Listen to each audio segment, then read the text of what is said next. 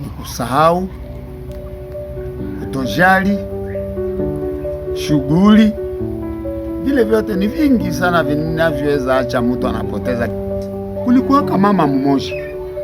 Huyu mama alikuwa alishachua bwana yake, alikuwa alishamwacha.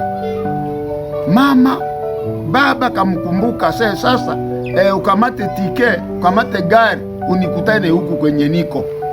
Mama akakamata gari na mtoto. Walipofika njiani mbali, akachoka, akapatia mtoto wake nani boy chauffeur, kijana wa mtogari. Kijana kabeba mtoto. Walipoenda safari mirefu sana, kilometre 13, mtogari tena kafunda. Ile mtogari wakati ilipozimika, wakati waliposhuka, ule kijana akaenda lalisha mtoto chini, yeye akafanya kazi yake ya gari. Mama kaenda lala kule pembeni.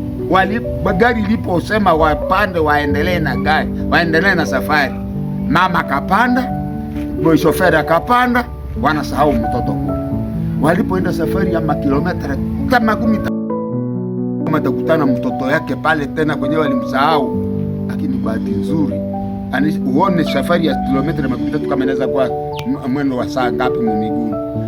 Sasa kafika kule usiku, akakutana mtoto na kata roho, akarekipere mtoto, akamnyonyesha. Kubahati mtoto akakamata riziba, wakarudia. Kubahati nzuri ukakuchikwa narudia tena.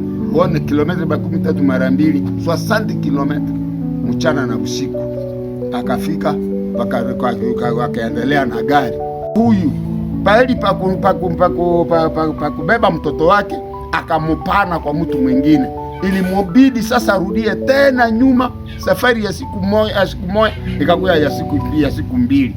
Na sisi wale watoto wanaoweza acha tunashindwa kwenda mbinguni, sababu hatujali watoto wetu. Waone sasa watoto kama wako namna gani leo. Mungu atubariki kupitia jina la Yesu.